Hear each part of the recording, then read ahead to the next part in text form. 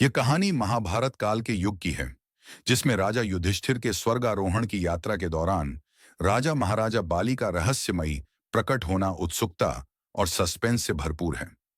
शुरुआत। स्वर्गारोहण की यात्रा। महाभारत का युद्ध समाप्त हो चुका था। पांडवों ने धर्म और सत्य के मार्ग पर चलकर राजकाज संभाला, लेकिन समय के साथ उन्होंने संसार के मोह माया से दूर जाने का निर्णय लिया।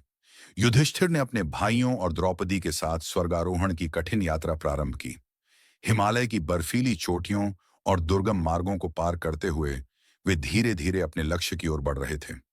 यात्रा के दौरान द्रौपदी और उनके भाइयों ने एक एक करके शरीर छोड़ दिया, लेकिन युधिष्ठिर अपनी धर्मपरायणता और निष्ठा के कारण निरंतर आगे बढ़ते रहे।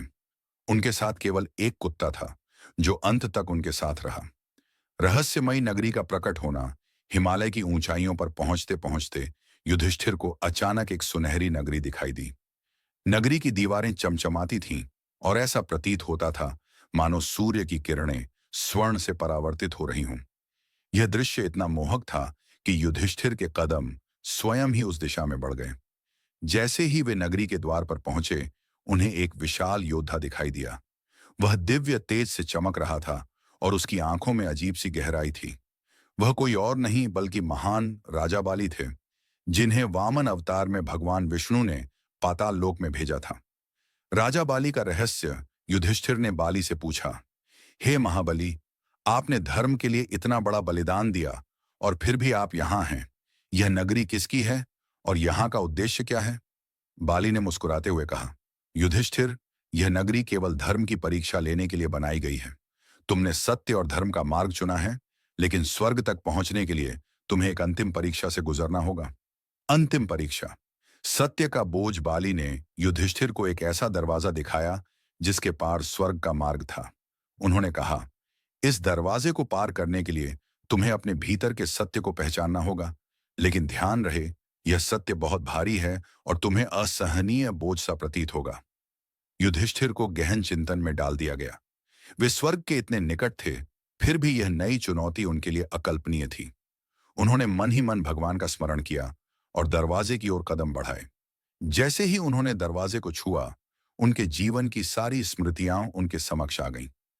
नियति का खुलासा। दरवाजा खुलने से पहले बाली ने कहा, युधिष्ठिर, ध्यान दो। यदि तुम्हारे सत्य में जरा भी दोष हुआ, तो यह दरवाजा तुम्हें वापस पृथ्वी पर फेंक देगा। लेकिन यदि तुम्हारा सत्य पूर्ण है, तो यह दरवाजा तुम्हें स्वर्ग तक पहुंचा देगा। युधिष्ठिर ने सच्चे हृदय से अपने सत्य को स्वीकार किया। उनके जीवन में कई कठिन निर्णय, दुख और युद्ध थे, लेकिन उन्होंने धर्म का मार्ग कभी नहीं छोड़ा। जैसे ही उन्होंने दरवाजे को पार किया, स्वर्ग का द्वार उनके लिए खुल गया। अंतिम संदेश। स्वर्ग में प्रवेश करने से पहले युधिष्ठिर ने बाली से पूछा, हे महाबली, आप अभी तक यहाँ क्यों हैं? आपने तो भगवान विष्णु को प्रसन्न किया था।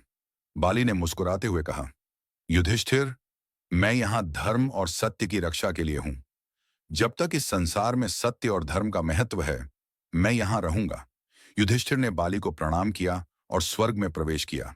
इस प्रकार उनकी यात्रा न केवल धर्म और सत्य की विजय थी, बल्कि यह सीख भी थी कि अंतिम सत्य की परीक्षा हर किसी को पार करनी होती है।